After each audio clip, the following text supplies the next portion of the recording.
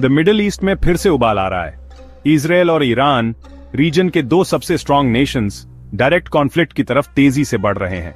असली सवाल यह है कि अब क्यों, इस झगड़े की शुरुआत कहां से हुई और दुनिया के बाकी हिस्सों के लिए इसका क्या मतलब हो सकता है। चलो पूरी कहानी को जल्दी से समझते हैं।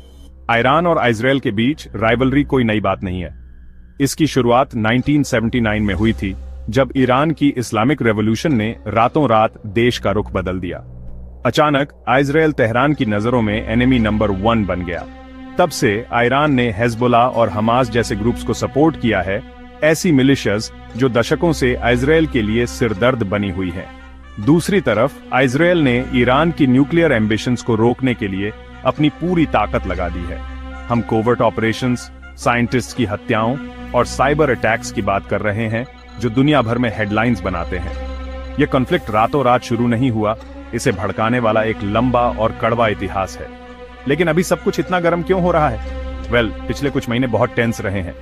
इजरायली एम्बेसीज पर हमले की साजिशें रची गईं, कथित तौर पर ईरान द्वारा। इजराइल ने पलटवार किया, सीरिया और लेबनान में ईरानियन ठिकानों पर एयर स्ट्राइक्स की।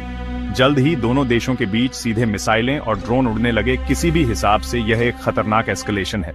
और इन सब के बीच में ईरान का न्यूक्लियर प्रोग्राम फिर से सुर्खियों में है, जिससे स्टेक्स और भी बढ़ गए हैं। चिंगारी भले ही नई हो, लेकिन फ्यूल कई सालों से वहीं था। और चलो साफ कर दें, इस रिंग में सिर्फ इजराइल और ईरान ही नहीं है, की प्लेयर्स हर जगह हैं। इजराइल का नेतृत्व प्राइम मिनिस्टर नेतन्याहू कर रहे हैं, जिन्हें मोसाद और इजरायली डिफेंस फोर्सेस का सपोर्ट है।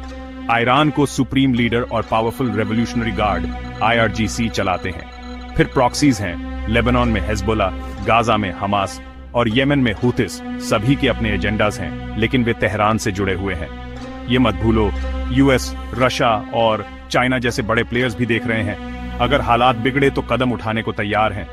ये सिर्फ एक लोकल स्पैट नहीं है, ये ग्लोबल हो सकता है। तो उनकी मिलिट्रीज कैसी हैं? इजराइल के पास दुनिया के कुछ टॉप किट हैं, Iron Dome air defence, stealthy F-35 jets और cutting edge cyber warfare capabilities. Iran के पास एक massive missile arsenal, swarms of drones और पूरे रीजन में फैली प्रॉक्सी फोर्सेस हैं। अगर युद्ध शुरू होता है तो यह सिर्फ जमीन पर नहीं लड़ा जाएगा, यह आसमान में, इंटरनेट पर और दुनिया के मीडिया में भी चलेगा। दांव पर क्या है? ऑनेस्टली बहुत कुछ। मिडिल ईस्ट की स्टेबिलिटी एक धागे पर लटकी हुई है। अगर ऑयल सप्लाईज में रुकावट आती है तो कीमतें हर जगह बढ़ सकती हैं। मतलब लंदन से लागोस तक हर कोई पंप्स पर इसे महसूस करेगा।